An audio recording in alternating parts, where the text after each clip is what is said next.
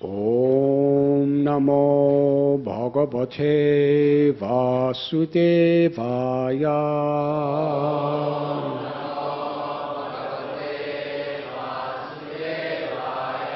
Om Namo Bhagavate Vasudevaya.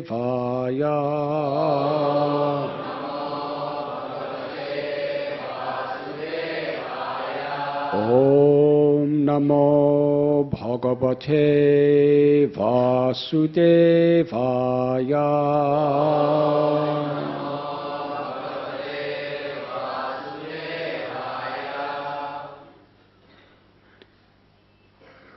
Etate sarvam akyatmatam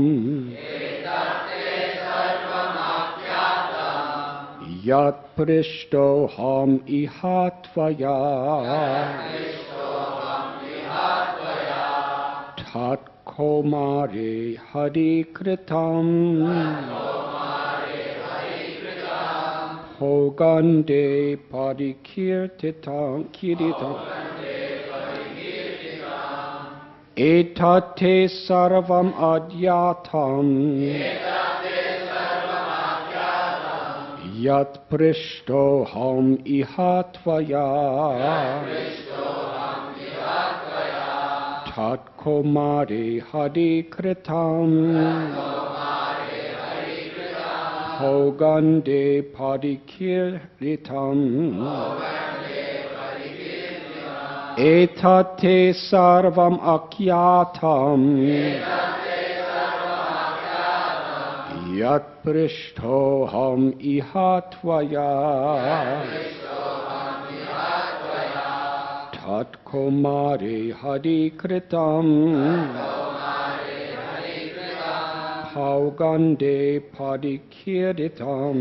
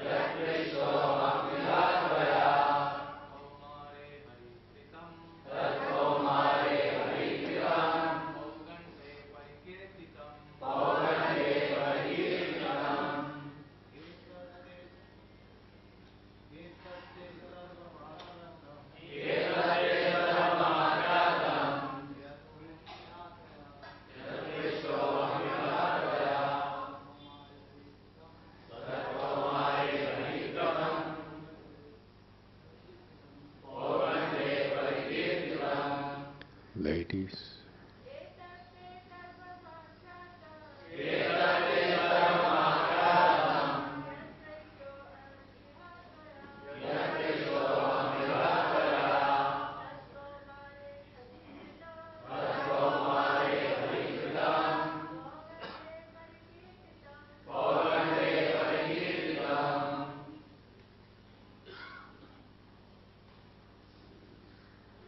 etat, this, te, unto you, sarvam, all, akyatam, described, yat, which, prishta, requested, aham, I, iha, in this regard, tvaya, by you, tat, that, komare, in his early childhood, up to the end of his 5th year, Hari Kritam, performed by Lord Hari, Haugande, in later childhood, beginning with his 6th year,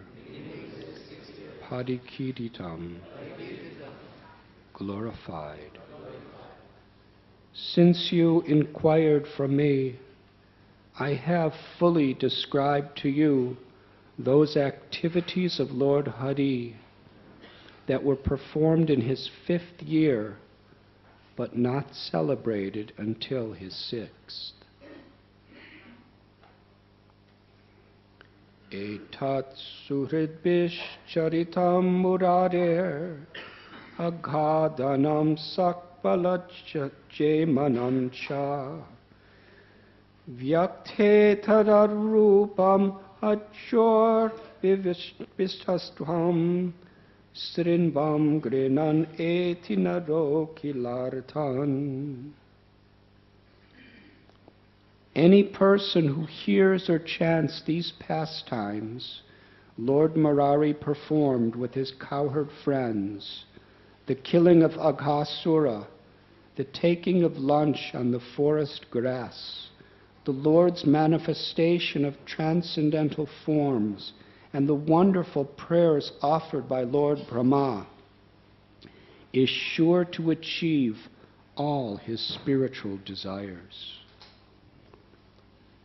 Purport. According to Srila Sanatana Goswami, even one who is only inclined to hear and chant the pastimes of Lord Krishna will achieve spiritual perfection. Many devotees seriously engaged in propagating Krishna consciousness are often so busy that they cannot chant and hear the pastimes of the Lord to their full satisfaction. However, simply by their intense desire to always chant and hear about Lord Krishna, they will achieve spiritual perfection. Of course, as far as possible, one should actually vibrate these transcendental pastimes of the Lord.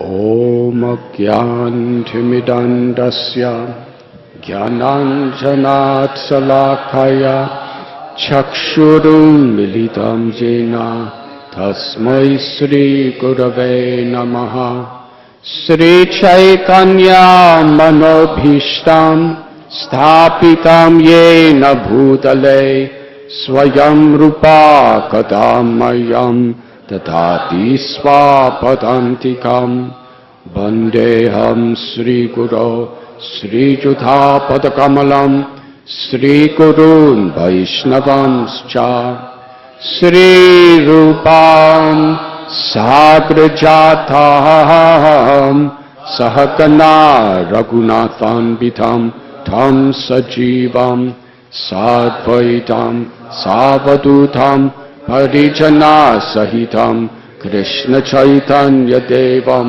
Sri Radha Krishna Padan Sahagana Ladha Sri Vishakan Vithamscha He Krishna Karuna Sindhu Dina Bandhu Jagatpate Gopesha Gopika Kanta Radha Kanta Namostate Tapta Kansana Gaurangi Radhe Vrindavaneshwari Vrishabhanu Sute Devi Pranamami Hari Priye Vansha Kalpatarubhyascha Kripa Sindhubhya Evacha Patithanam Bhavanibhyo Vaishnavibhyo Namo Namaha Sri Krishna Chaitanya Prabhu Nityananda Sri Advaita Gadadhar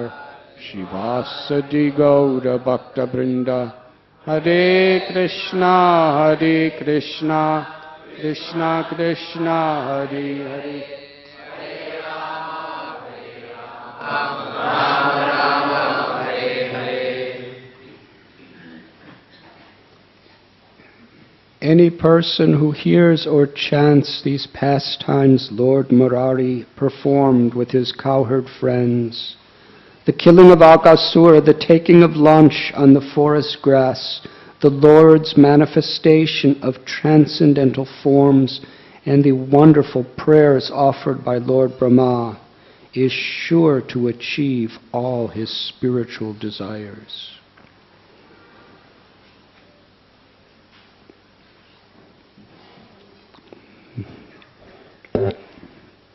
We are reading this morning from Srimad Bhagavatam, Canto 10, Chapter 14, entitled Brahma's Prayers to Lord Krishna, texts 59 and 60.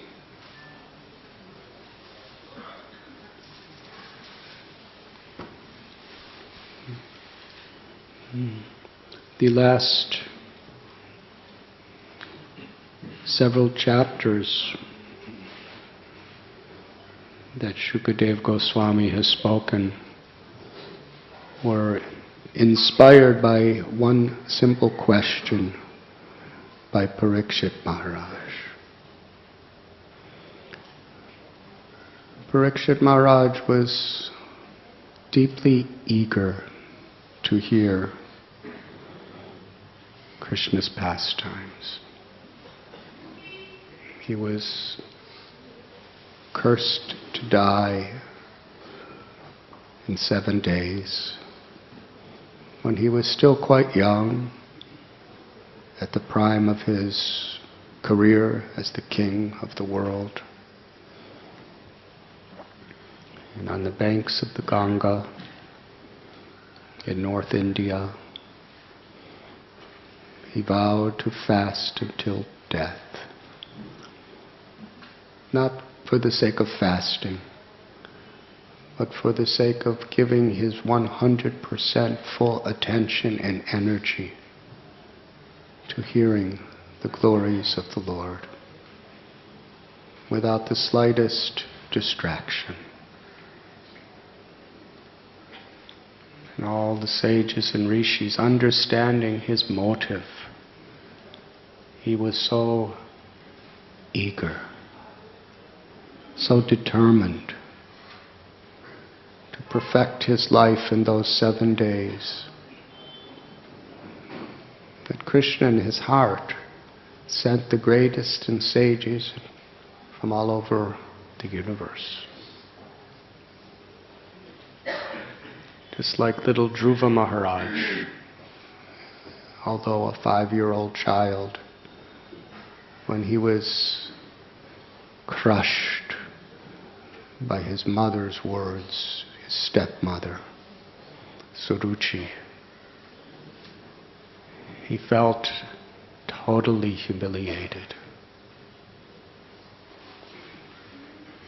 Krishna tells in Gita, for a kshatriya who has been honored, dishonor is worse than death. Here he was in such a esteemed position. He was the son of a king, extremely powerful.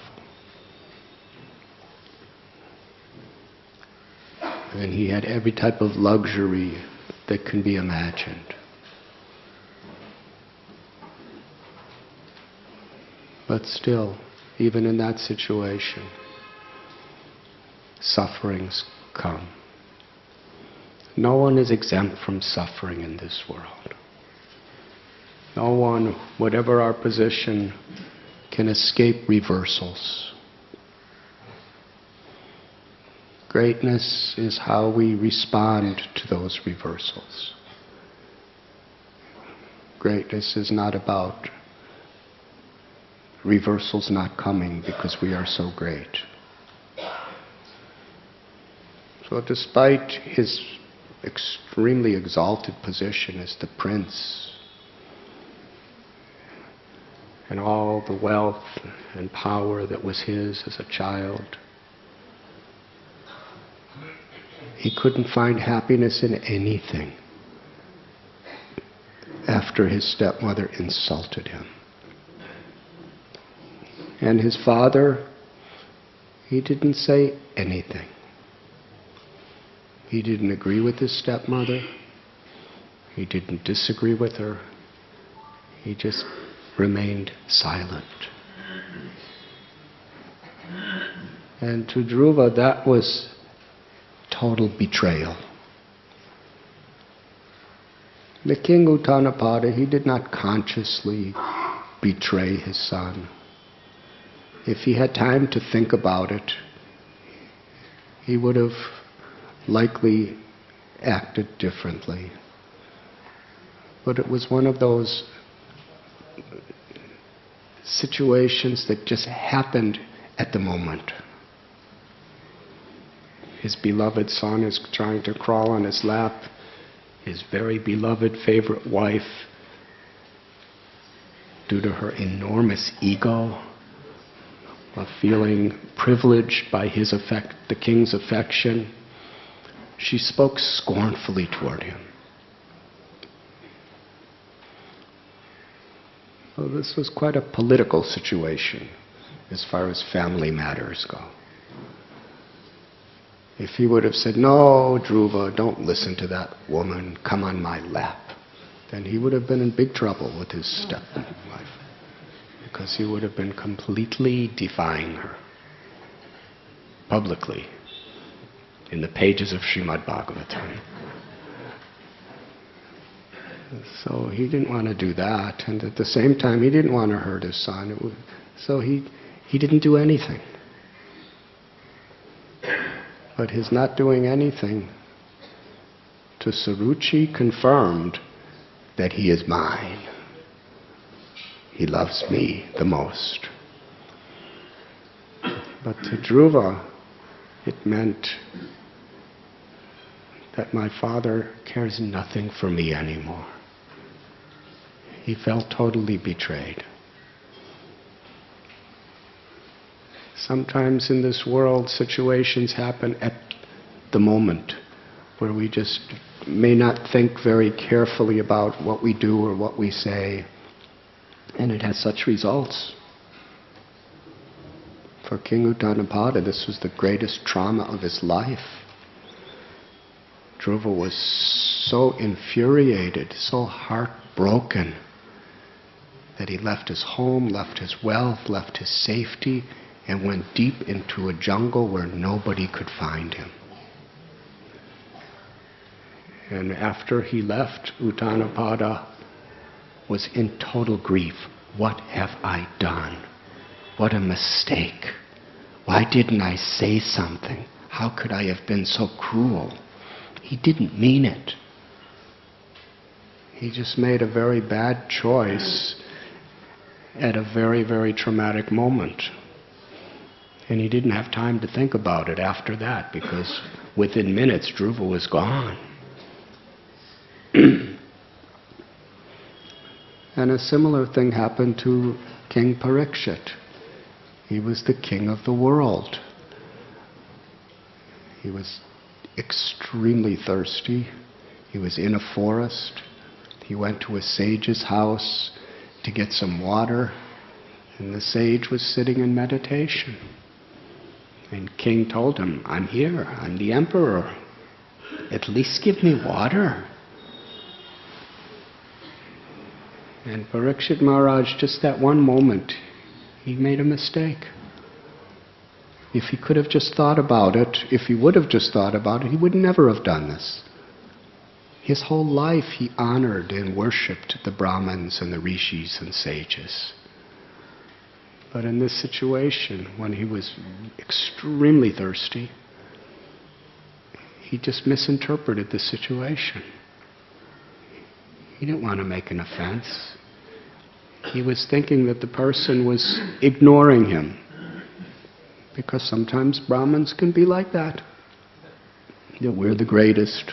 Why should we wait on a king, a mere king? They should be at our feet. Samyak Rishi was a pure soul.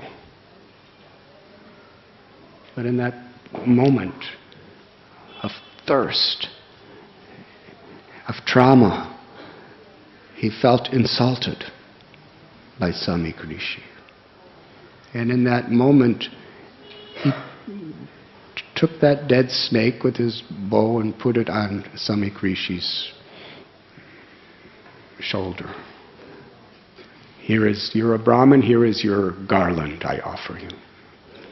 Then he left. And as he was going home, he totally regretted what he did. But the reaction due to that situation was he was cursed to die in 7 days. For King Uttanapada, his little son going to the forest was worse than a curse of dying in 7 days, in one sense. He loved his son dearly. He didn't want to hurt him. He didn't mean to hurt him. But he did. In both cases, it's interesting, both Parikshit and Uttanapada, who were both emperors of the planet, they were both totally hurt by little children. Shringi was only about 5 years old, and Dhruva was only 5 years old. So here they are in the most powerful positions with great armies, great heritage, and so much pain caused by tiny little children. One leaves home, one curses. Uttanapada was beside himself with grief. And Parikshit Maharaj, he understood with a positive attitude, this is Krishna's blessing. In both cases, because they were both great devotees, Uttanapada and Parikshit, because they were both great devotees, the trauma became the greatest blessing of their lives. For Parikshit Maharaj, he left everything, went to the Ganga, vowed to fast, and Krishna saw how serious he was. How serious this man was, that he left everything just to hear about Krishna. There was such a sense of sharanagati, surrender. He was surrendering his life, his everything, just to hear about Krishna.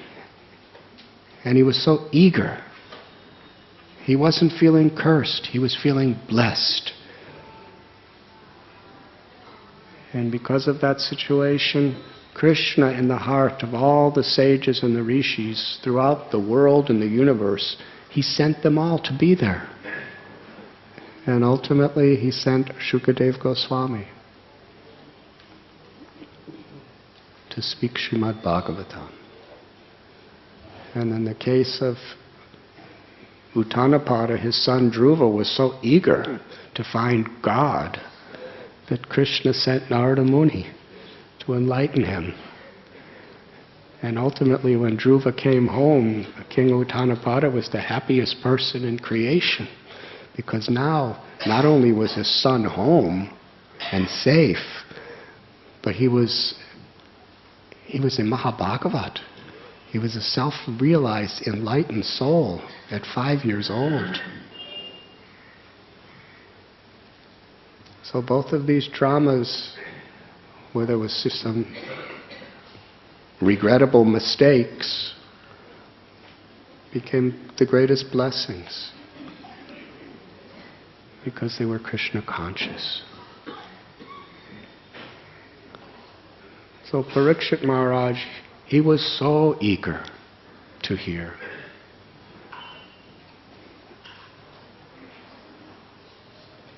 Shukadev Goswami spoke throughout the day, every day, 9 cantos. How many of you have sat down all day, every day, and read, within, let us say, 4 or 5 days, 9 cantos? See?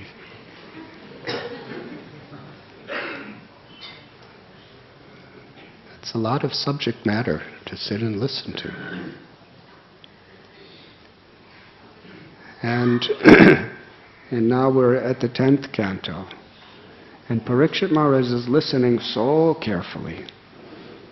It's not that he's just sitting there and okay, I vowed to fast till death and I'm going to hear until I die, so I'm just going to let these vibrations come in my mind and my heart until I die.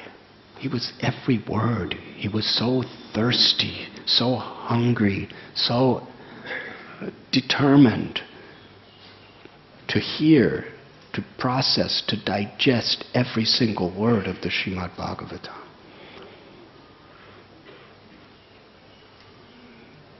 And we find that the questions that Parikshit Maharaj asks throughout the Srimad Bhagavatam so deeply give us a sense of how he's listening.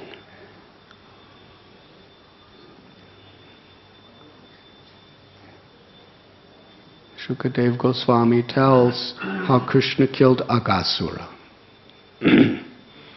And in the flow of his narration, he said, but the killing of Aghasura was not spoken about in Vrindavan until 1 year after. And then Parikshit Maharaj continues on. I mean, Shukadev Goswami continues on. But Parikshit Maharaj inquires, how is that possible? Can you explain to me? If he killed Aghasura and liberated him in his Kumar age, why is it that it wasn't discussed until his Poganda age? Similarly, we read so many instances where Shukadev Goswami describes how the gopis and the cows of Vrindavan, they loved Krishna more than their own children. He just said that and was in the part of the narration. And Parikshit Maharaj said, wait, how is it possible for anyone to love somebody else's child more than their own? He was really listening.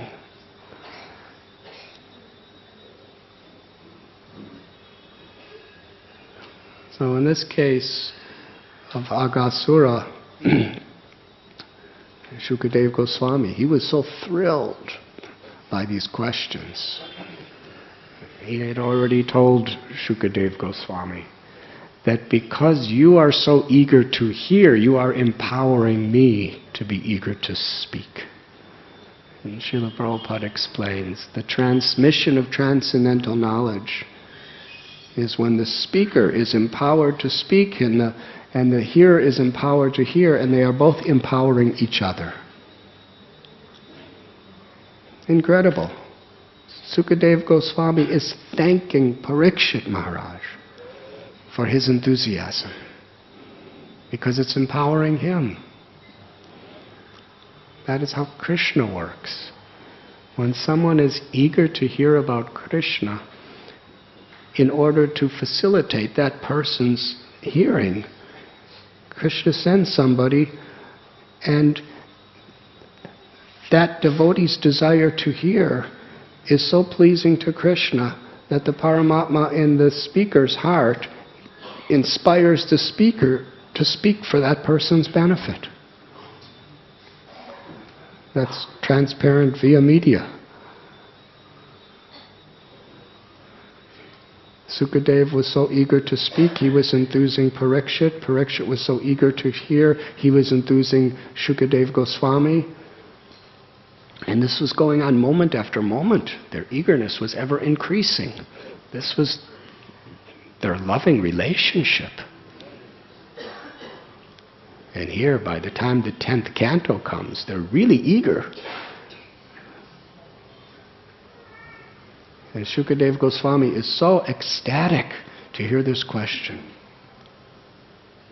You know, considering that Parikshit Maharaj had only 7 days to live, Shukadev Goswami could have just, rushed through, his narration and then, answer his question. And he has answered. He was so enthusiastic about this question. He goes in so much great detail to explain why.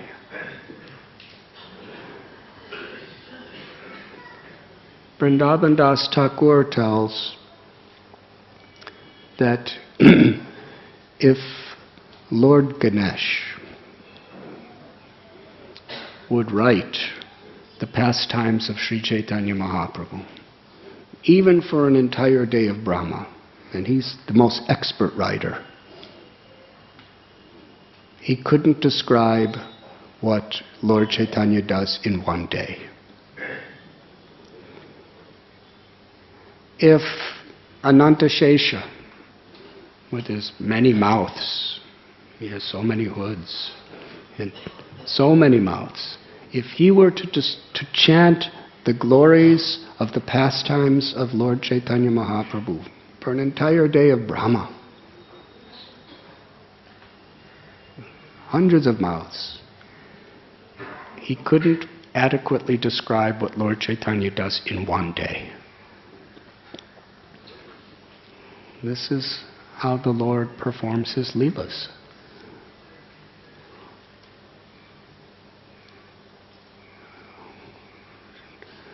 Shukadeva Goswami tells us that when Krishna performed his Ras Leela on Sarat Purnima, it seemed like one night.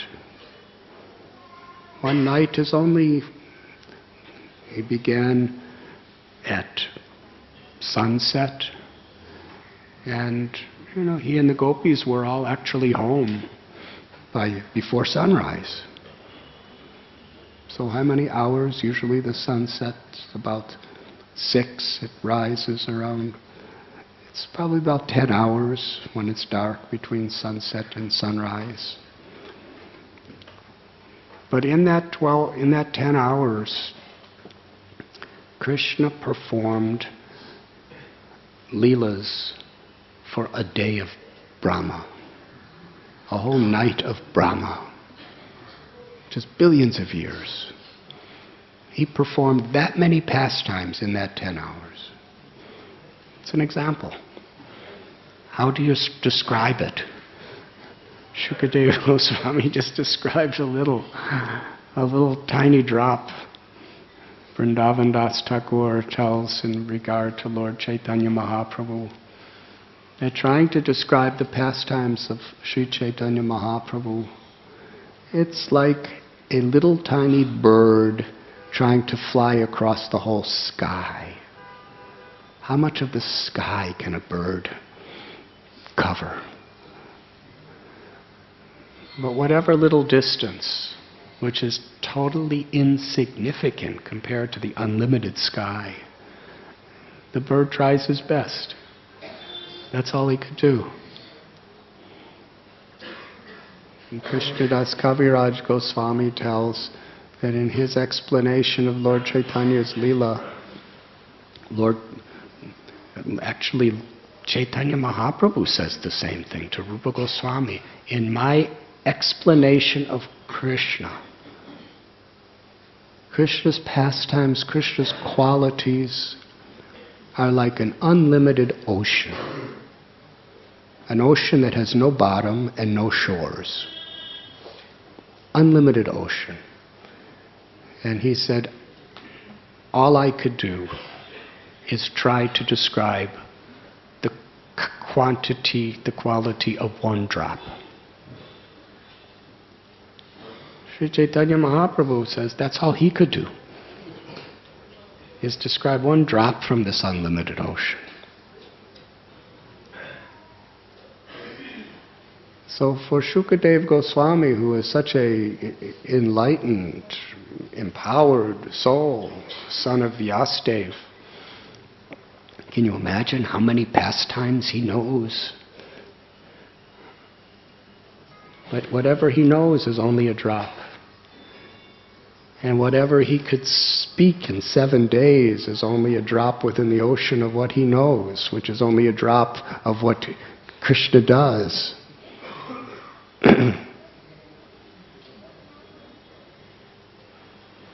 So he is extracting, what Krishna did in his leelas are unlimited.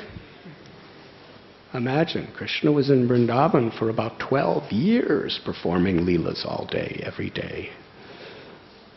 There's unlimited quadrillions upon quadrillions of leelas he did.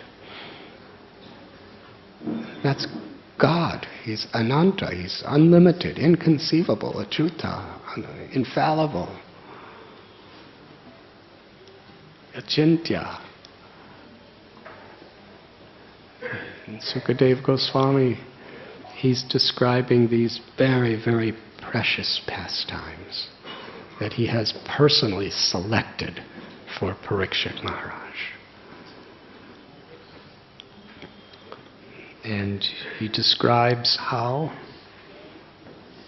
Krishna, after killing Aghasura, was very hungry with his children, because that was quite a leela. These Yogamaya would somehow or other arrange for these asuras sent by Kamsa to come at very, very favorable times.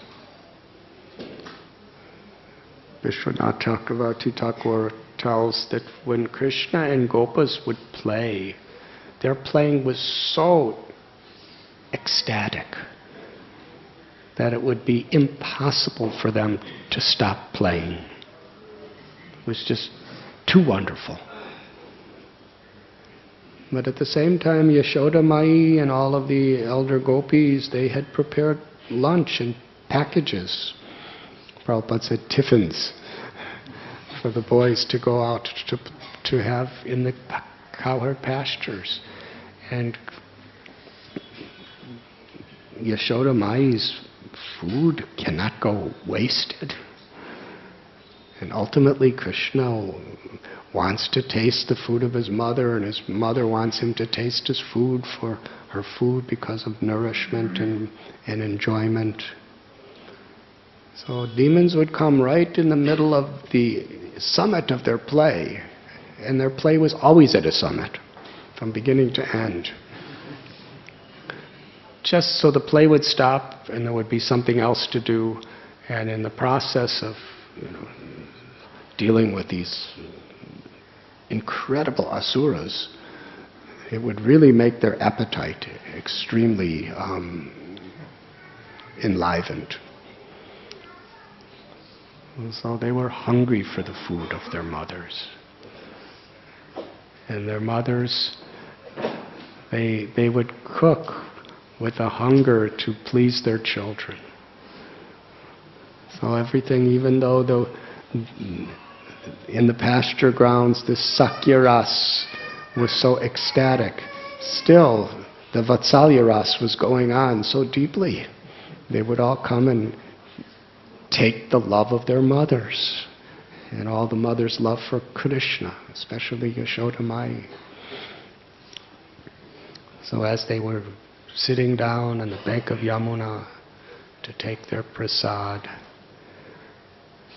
Lord Brahma, he came down to see, how is this that little Gopal has killed Aghasura? And he was hearing all the other devas, because they feared Aghasura. He was such a dangerous person. The demigods were petrified with fear of this demon. He was unconquerable. And little Gopal,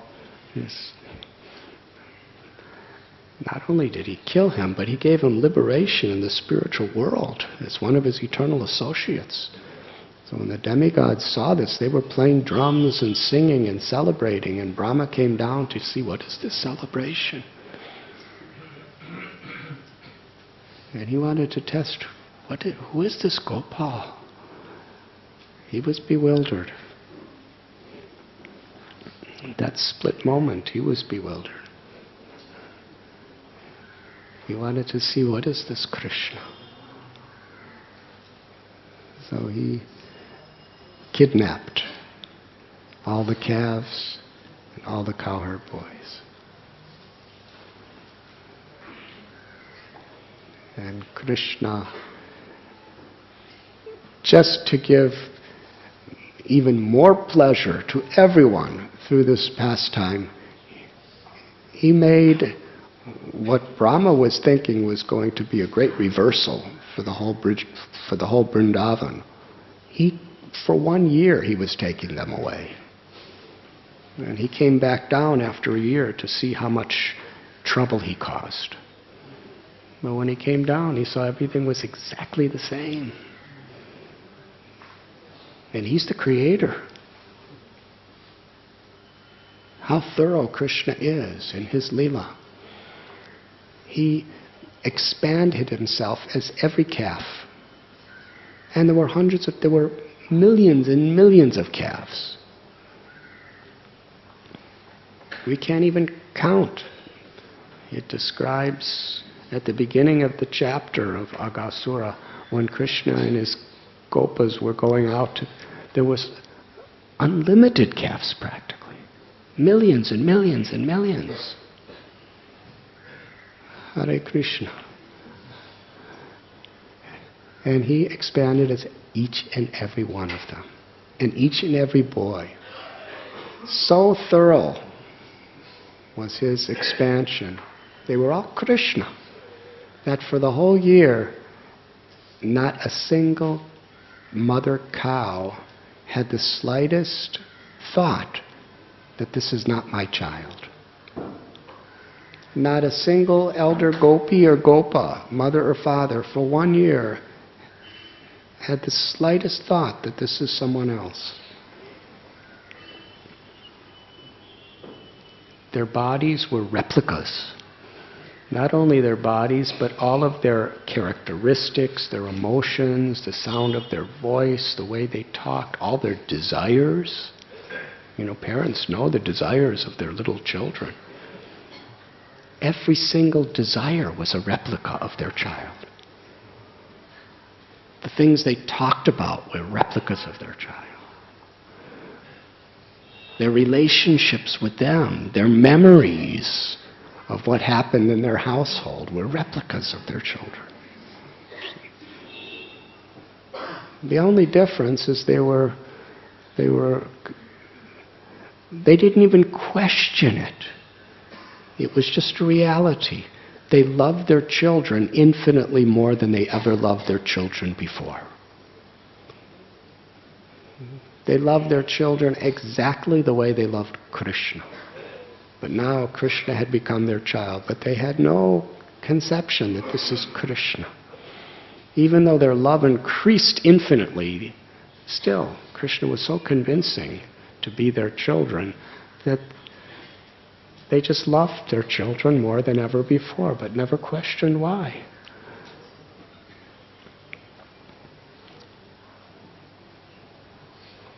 Now Brahma is the creator. This is a higher level than being a parent. The parent is like Mahavishnu is creator. And then Brahma is like a secondary creator. And parents are like a secondary, third-dairy, I don't know what it's called. Parents are down the line as creators. They're coming in that hierarchy of creators. So Brahma, he knows his creation.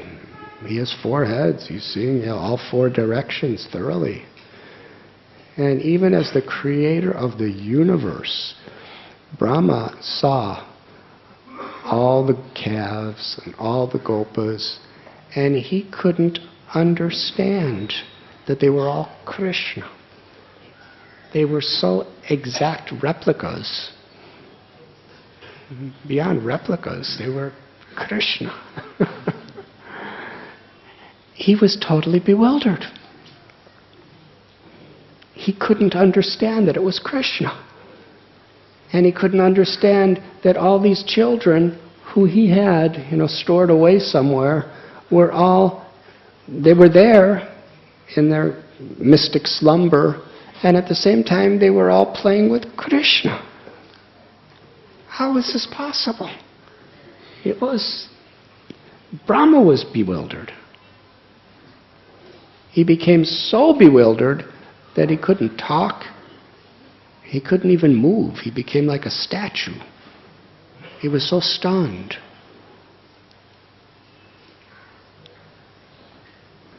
And then Krishna manifested every child as four-armed Vishnu, with all great demigods and sages worshipping each one. Brahma saw that. He became even more totally bewildered. And then all the Vishnus disappeared. Millions of Vishnus. Just to see one form of Vishnu is the perfection of life. Brahma was seeing millions of them. And around each Vishnu was so many great souls worshipping. And all the Vishnus disappear, and all that's left is little Gopal with his yogurt, dahi, and fruit mixture in his hand. Exactly as he was 1 year before. And incredible. The fruit salad was still perfectly fresh. You know, yogurt sitting in someone's hand for 1 year, it's fruit, it's going to, you know how fruit is. It's not that, you know, there was refrigeration to keep it fresh. Everything was just so perfect. It was this, and it wasn't like a new fruit salad that Krishna. Everything was exactly as it had been when a year before, when Krishna was just innocently looking around for his calves and his friends. And this bewildered Brahma the most. And it was at that point that he realized what it means that God is great. It was at this point that he, in his total humility, that I am nothing, he gave the example that when a firefly is on a moonless night, he gives off his light and thinks, I am lighting up the whole sky. Now, those little, if you just try to understand this analogy from the perspective of a firefly, it's actually quite instructive. Because our perception of the entire creation is so relevant or relative to our particular state of consciousness. How many of you have ever looked closely at a firefly? Please raise your hand. You've seen fireflies. You have them in India, yes? Where they go and they light up. Anyways, you know, I've done my little studies after this, reading Brahma's prayers. Show me with your fingers, what is the size of a firefly's eyes? Can you do it? You can't even make it small enough. They're only this big, and their eyes are tiny, tiny little eyes. So how much can those eyes see? You know, your eye is much bigger. Your one eyeball, if we want to get analytically, is probably hundreds of times heavier than a firefly's entire body. Yes?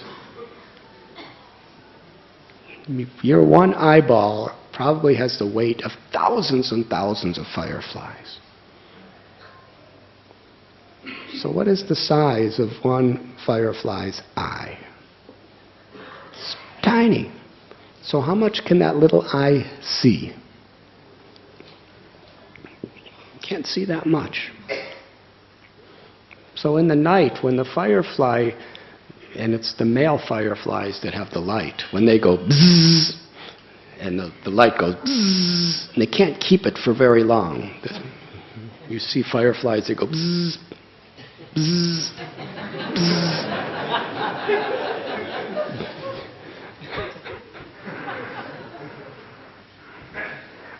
I've told the story before at Gita Nagari, when I was with Bhakti Tirtha Swami Maharaj. The place I was staying, Yadunandan Prabhu and Taruni Devi's home, it's kind of in a very, very quiet agricultural fields and forests around their house.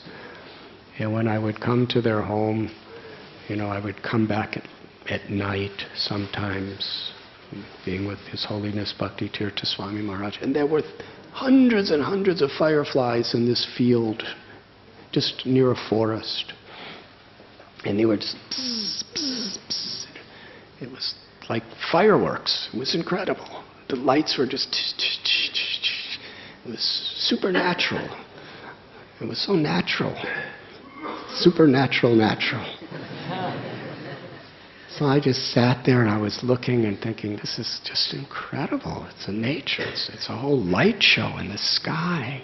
Bzz, bzz, bzz, bzz, bzz.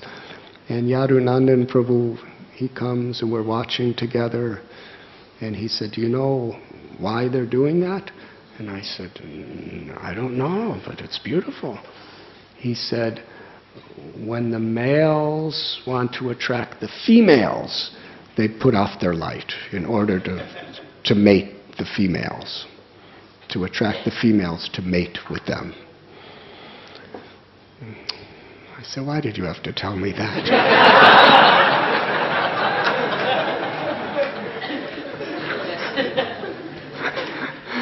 I'm a sannyasi and I'm brahmachari, and I'm not supposed to be watching males attracting females to have sex.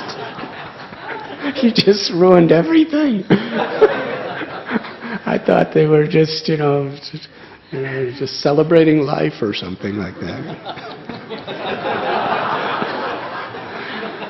So anyways, I went to sleep after that.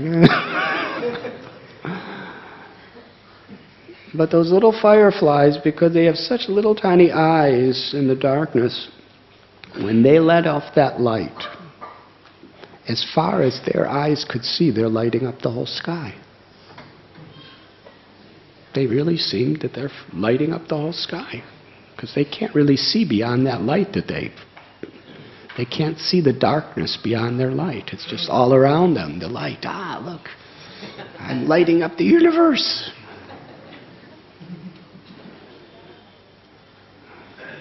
But when the sun comes out, they can't make any difference anywhere. There's just no difference.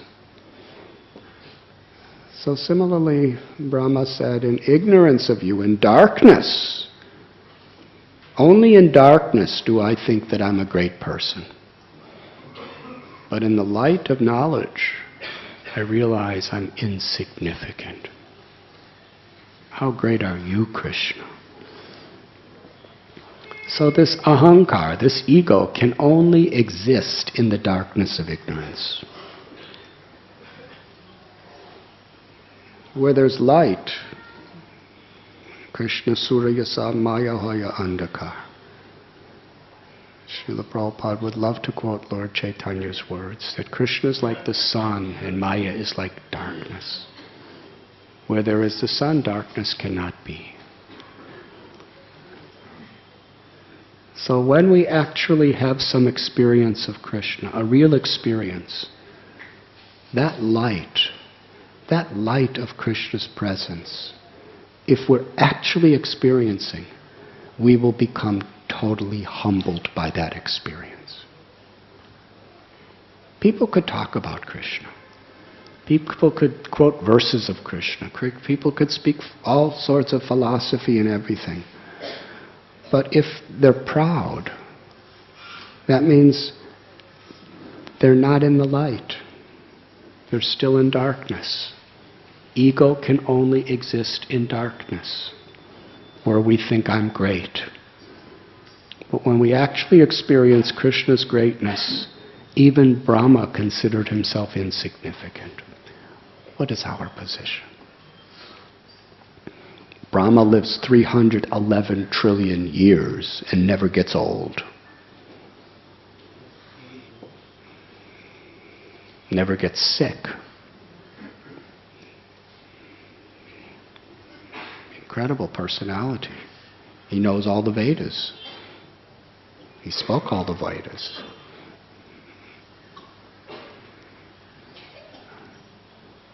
There's no power in the universe above Brahma's. How many powers are above ours? So Brahma's thinking like that. Why? He's totally humble because he's in the light of knowledge of Krishna. Not just theoretical knowledge, but actual knowledge, realization. So this is the test. One who actually knows Krishna is totally humbled. There can be no false ego if we know Krishna.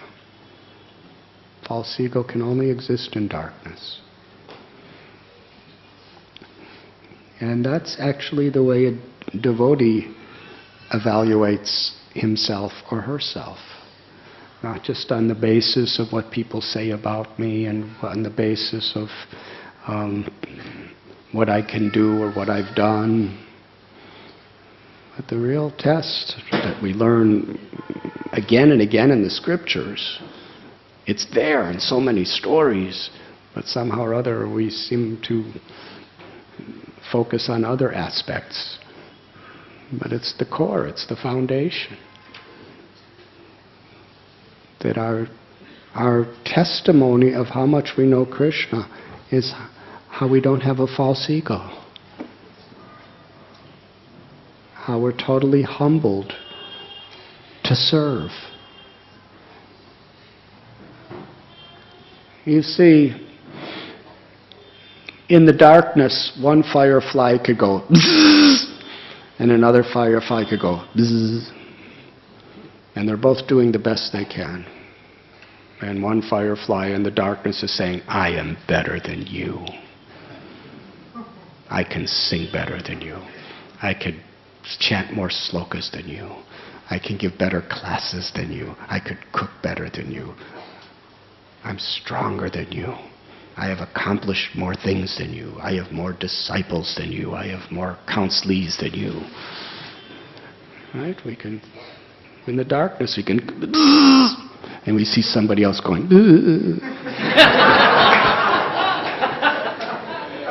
so we make a comparison.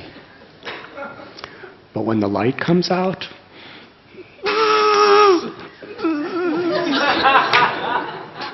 there's no difference.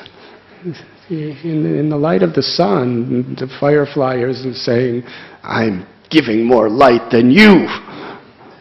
This doesn't really make any difference. Neither of us are really doing anything. The sun is doing everything. So you see, this is actually the test that we're actually in the light of knowledge of Krishna. Is we're no longer feeling, oh, I'm envious of this person because they can do more or they have more, or I'm arrogant because they have less. That consciousness is just a symptom of darkness. It's the ego. When we become everyone's well-wisher because we see everyone in relation with Krishna, that's actually the sign that we're experiencing Krishna. We're in the light. No envy, no arrogance. We're simply so happy to see the sun of Krishna shining, and we're so grateful to him. We don't have to prove ourselves. In the darkness, we have to prove ourselves to get some light in our life.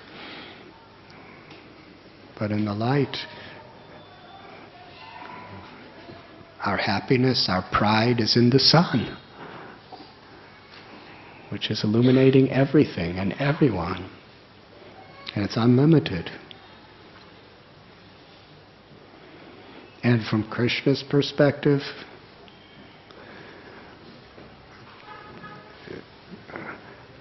the sun is how many times bigger than the earth?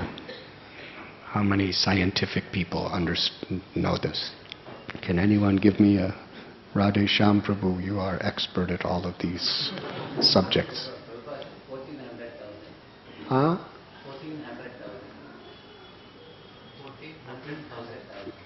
1400,000. Okay.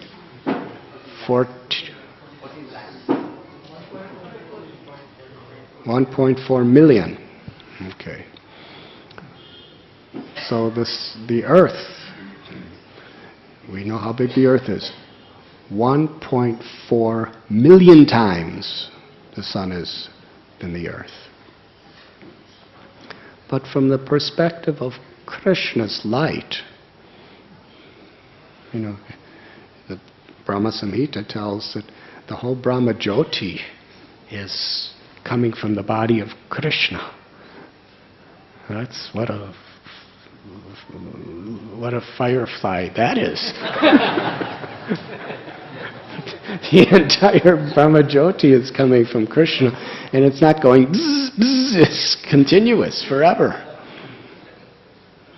And the sun is getting its power from the Brahma Jyoti. So this sun, which is 1.4 million times bigger than the whole earth planet, is not even a firefly compared to Krishna's, the light that Krishna's giving out. So how great is Krishna? How wonderful is Krishna?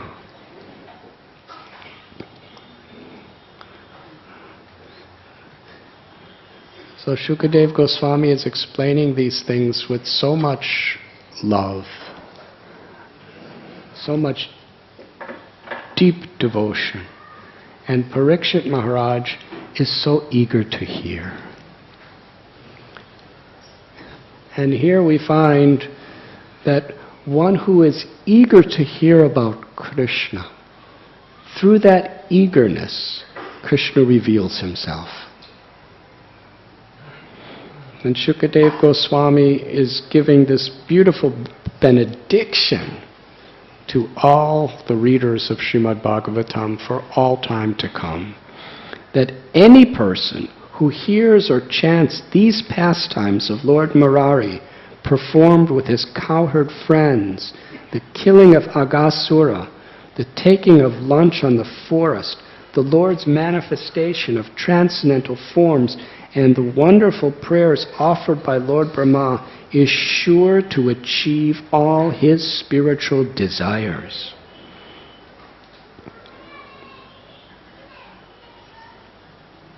And in the purport, we find this beautiful statement by Srila Sanatana Goswami.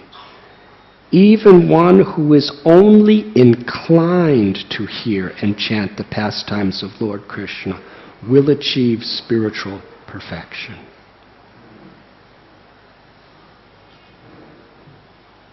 That inclination, that eagerness, inclination means an eagerness, lolyam, this greed to hear about Krishna, to chant about Krishna, to serve Krishna.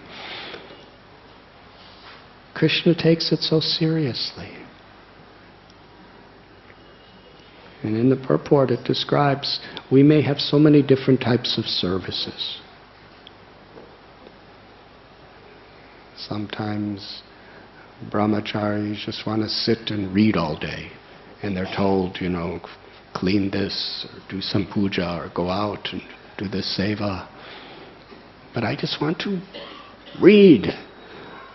And sometimes grihastas, mothers have their children, and they have their housework, and they have their cooking, and their everything else they do at the home. And the husbands, they have to go out and work so many hours in Mumbai through the traffic and all of the different pressures with the economic situation. If you don't really perform really well, you might be treated like you have to work so much overtime and over hours, otherwise you'll lose your job, and if you lose your job, you won't be able to get another job because the economy is so bad. And yes, this is what I see and hear. A lot of pressure.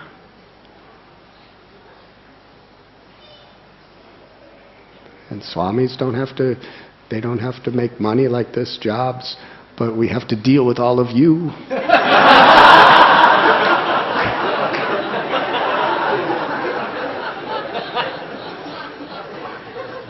So it's practically as much pressure dealing with you as being you.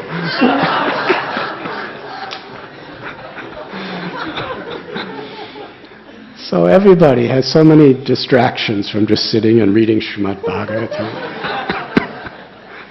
We should sit and read Srimad Bhagavatam as much as possible. But if we have other obligations, just the fact that we want to, just the fact that we're inclined, just the fact that when the opportunity comes we do it, we get the same benefit. That eagerness is what connects us with Krishna. So when we hear this beautiful blessing by Shukadev Goswami, and Shukadev Goswami's blessings are not just, encouraging words. They're the highest truth. We may not understand this. In some places he says, anyone who hears this story, if with Dhruva Maharaj, anyone who recites it on Dwadasi will get all spiritual, all these blessings that come. If we actually do it properly, in the spirit of Maharaj Parikshit, we do get all those blessings.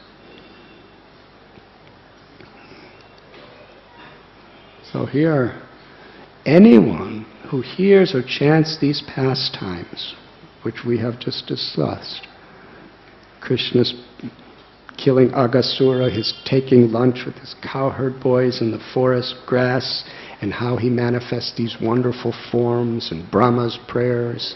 Just this one Leela. If we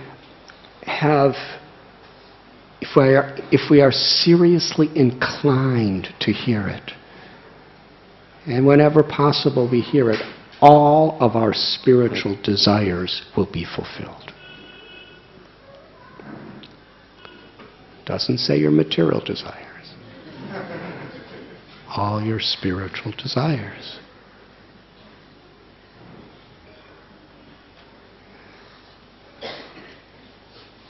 And for a devotee, our only spiritual desire is to love Krishna, to please Krishna, to serve Krishna. They will all be desired, all be fulfilled. That is the power of Krishna. That is the power of His name. That is the power of His pastimes. And all we're expected is to be eager to receive them, to eager to reciprocate. Srila Prabhupada was traveling all over the world. And he would come to a place, when he would come to a place to give a class, devotees were so grateful. Of all the hundreds of temples and all the thousands of devotees, he's come to our little temple to give class. So much effort he made to be there, just to encourage the devotees, to enlighten them. And I had seen, I was at one community, he came in 1976, and he was giving class, the teachings of Prahlad, and the temple room was completely full. It was not a big temple room. But everybody in the community and people from all other temples from different parts of America came just to be with Prabhupada there, so it was really, really super crowded. And there was no air conditioners or anything. So it was quite hot. Prabhupada's sitting and he's speaking with so much enthusiasm and compassion. And I must tell you, because there was no place for me to sit, so I was standing. I was standing like just outside the door, looking in. Because I had to milk cows, so I came in just, after everybody was assembled.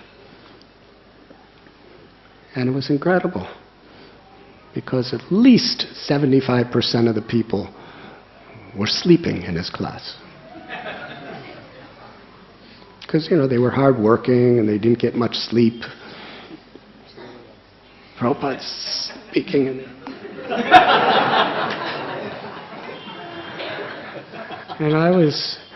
I have to admit, I was standing up, I was going like this, but I couldn't really fall asleep because I wasn't sitting down.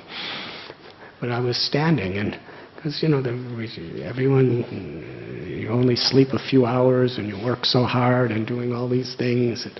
And Prabhupada, so much effort to come there to speak to us. And it's the only chance of the day for 95% of the community to be with Prabhupada is only during his class. Otherwise, there's no access. And we're waiting for years for him to come. Just waiting, counting. He would only come once every 2 years. And we wouldn't see him any time except that. And finally he comes. And the one chance we get in the day to be with him.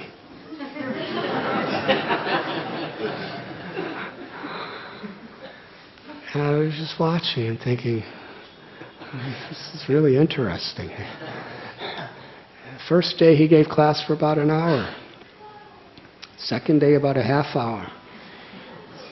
Third day about 15 minutes.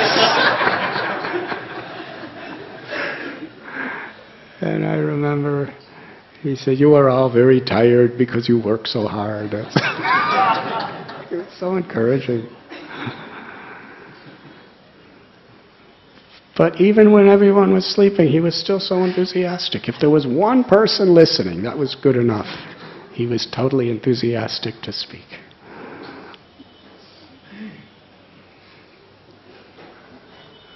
But we can't judge, because even those people the people sleeping may really have a very deep inclination to hear. They're just really tired.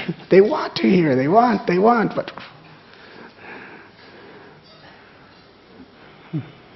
but we shouldn't be like that.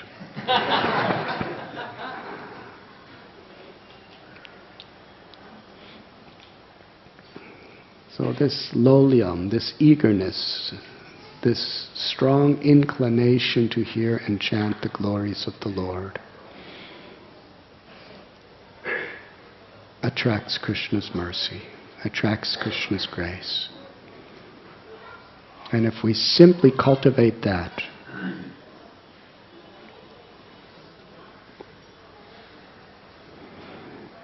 Srila Prabhupada, when I was in New York in 1972, I didn't know what is book distribution or anything. I just came from Vrindavan, that nobody talked about those things there. But Srila Prabhupada was emphasizing his book distribution. And then he was very strong. He said, but not only you distribute these books, but you must read these books, and you must understand these books. And that's where he said, if you go and give someone a book and someone asks, do you read these? What is it about? Do you read it? And you said, no, I don't read, I only distribute. He said, who will take you seriously? If you want to be empowered to chant, you first have to hear. If you want to really be empowered to give Krishna's, Srila Prabhupada's knowledge, we have to receive it. And that's where sustainable empowerment comes. Krishnadas Kaviraj Goswami said, hearing and chanting is like the food grains that nourish us and give us strength. If we try to do our service but we don't eat food, we'll be weak. We will not survive on a physical level, on a spiritual level, unless we are sufficiently, proficiently hearing and chanting the glories of the Lord. We will become spiritually weak, and we will not be able to fulfill our purpose for some time, but it is not sustainable. Hearing and chanting the glories of the Lord is the urgent need of the soul. It's the foundation of our whole devotional service. That's why Srila Prabhupada, however busy we are, he wanted us to chant at least 16 rounds every day.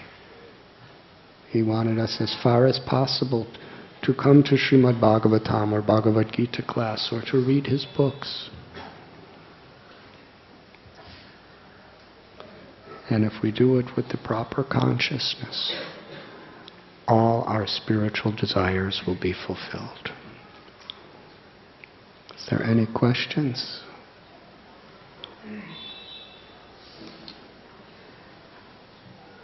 Yes, Prabhu.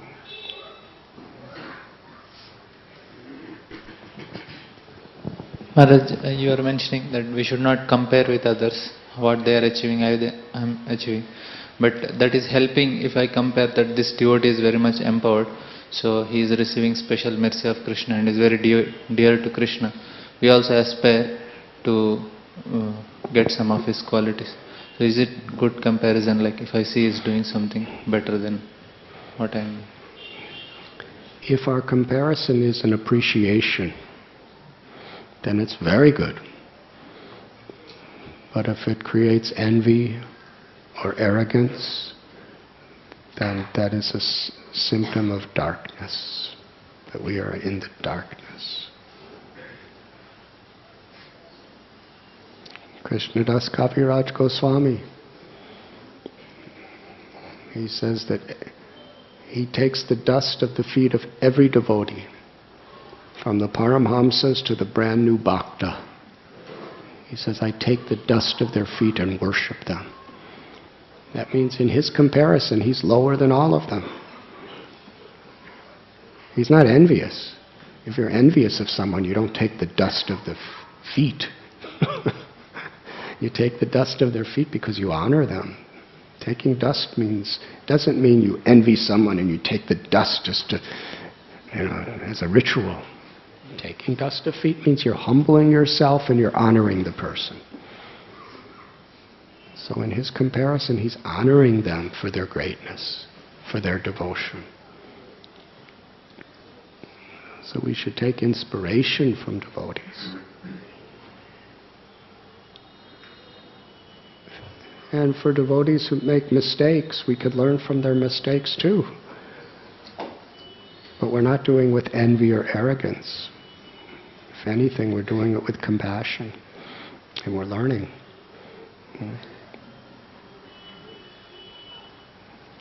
Does that answer your question? Hare Krishna. Yes, Prabhu. Hare Krishna Maharaj. You gave 3 examples of something happening in split moment throughout Tanpad, King Parikshit and also of Brahma.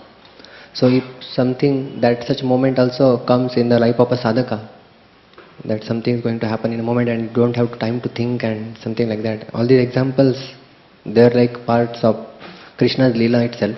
So how a devotee should handle and tackle such situations? Which situation? Something to be done in a moment and there is no time to think. So it may create disaster if we Our whole life should be to prepare for each moment. If you have a strong foundation, then when a storm comes, you'll have strength. So if we have the wisdom, the intelligence that is coming from hearing Bhagavad Gita, Srimad Bhagavatam, Chaitanya Charitamrita, if we're properly nourished with philosophy, and if we're chanting the holy names properly and not committing offense to others, then we will get spiritual strength and spiritual intelligence. And when these moments come, we will be prepared. Otherwise, if we're not prepared and the moment comes, it's just like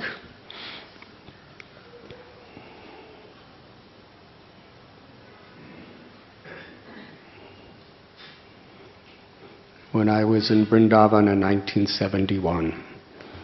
There was a war between Pakistan and India. So at night, everyone was told to stay inside.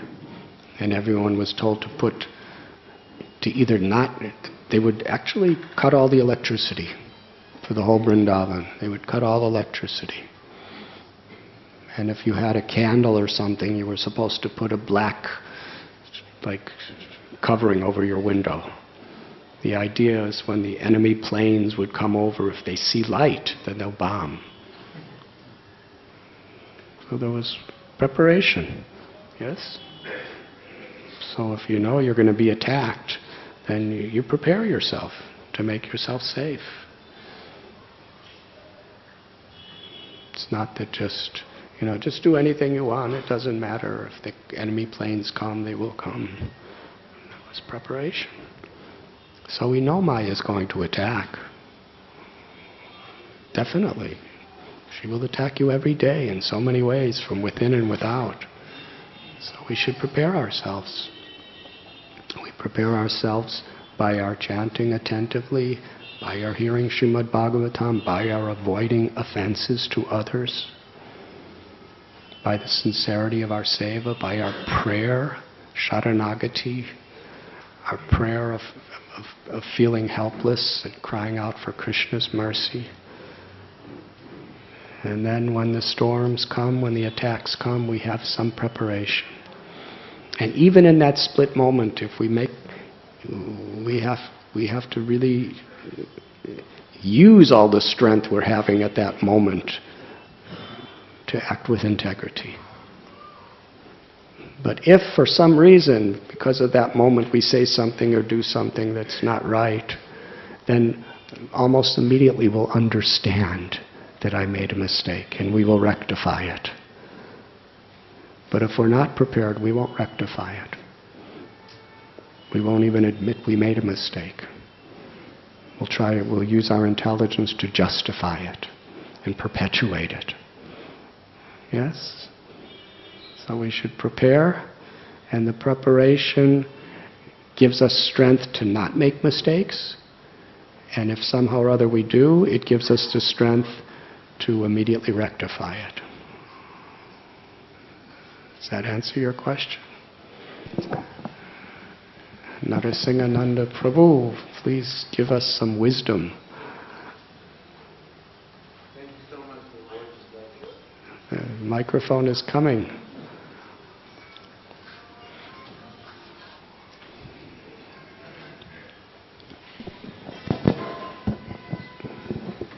You were mentioning how Lord Brahma has gotten the most, he knows all the Vedas, and he is the creator of the creator of the creator in this universe.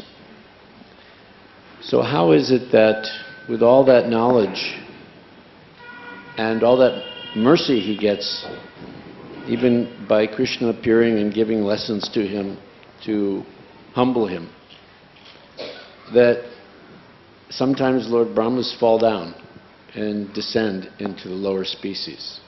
I never quite understood that.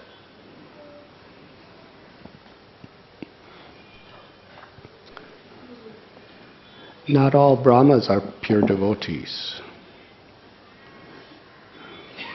But this particular Brahma is a Paramhamsa pure devotee. He's the Acharya of our Sampradaya. So he's a special Lord Brahma.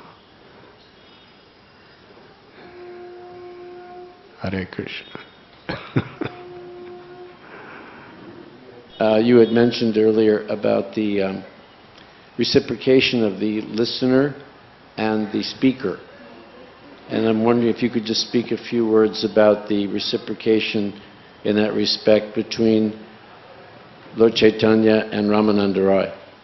in their conversations. Krishnadas Kaviraj Goswami explains it, that Sri Chaitanya Mahaprabhu is like the unlimited ocean of Krishna Tattva, Bhakti Tattva, Rasa Tattva, truths about Krishna, truths about bhakti, devotional service, and truths about the intimate, ecstatic, loving affairs between Radha and Krishna. Sri Chaitanya Mahaprabhu is that unlimited shoreless ocean. And Ramananda Rai was like a cloud. And the ocean was giving water to the cloud, and then the cloud was pouring the water back into the ocean. And Lord Chaitanya, genuinely, he wasn't just acting. Even though he's the ocean, he was humbled by Ramananda Rai. He was not just speaking, poetically. He was speaking from his heart. The Lord is feeling. Ramananda, he was praising with such gratitude Ramananda Rai. You have, Sarvabhauma Bhattacharya is so kind to me that he sent me to see you, and now you are enlightening me, you are giving me so much unlimited shower of nectar. And Ramananda Rai, he was so humble. He said, no, he said, you are like the musician, and I am like the stringed instrument. The stringed instrument can't make any sound. The only sound he makes is what the musician makes him. And an instrument itself doesn't play beautiful melodies. If you give a sitar to someone like me, you'll just get like... If you give a sitar to the great late Ravi Shankar, he'll play, beautiful ragas all night long. So it's not the sitar that's great, it's the player. So Ramananda Rai said, you are the musician. My tongue is like a stringed instrument, and you are making me speak all these words. And Sri Chaitanya Mahaprabhu, he replied, he said, no. He said, I am just a Mayavadi sannyasi, floating in all of these misconceptions, and by the grace of Sarvabhauma Bhattacharya, he has sent me to you just to enlighten me and save me. He's feeling this way. And Ramananda Rai is saying, Sarvabhauma Bhattacharya is so kind and so fatherly and loving toward me that he sent you to me only to deliver me. And in this way, they're both praising each other. Lord Chaitanya himself is so eager to hear, and he's giving all credit to Ramananda Rai for speaking with so much love and devotion and so much knowledge. And Ramananda Rai is giving all credit to Lord Chaitanya. That because of your eagerness to hear, you are empowering me to speak. So this is the loving relationship between the two. And this is actually the standard on our own very small level of Harikatha in comparison. Lord Chaitanya is Krishna in the loving emotions of Sri Radha. And Ramananda Rai is Vishaka Devi, one of Srimati Radharani's two most intimate expansions and loving associates from Goloka Vrindavan.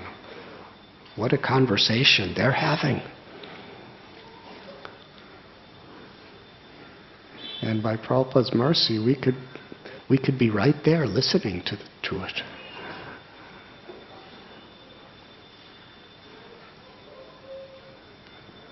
Would you like to give us some wisdom?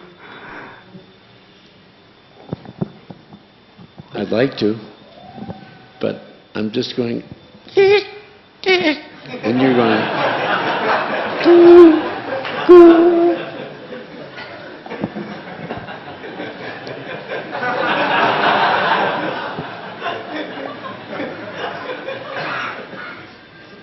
See, when you do it, everyone laughs. When I did it and nobody cared. Your potency, your illuminating potency. Hare Krishna. Yaduvar Prabhu, would you like to speak something? Can pass the microphone.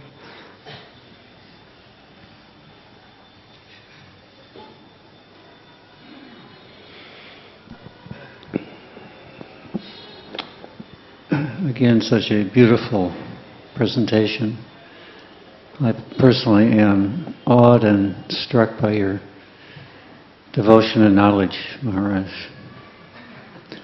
Every time. It never fails. Hare Krishna. Thank you. I'm not going to ask you to say anything else after that. You are my senior elder brother trying to encourage me. Thank you. Thank you very much. Srila Prabhupada ki jai. Thank you very much.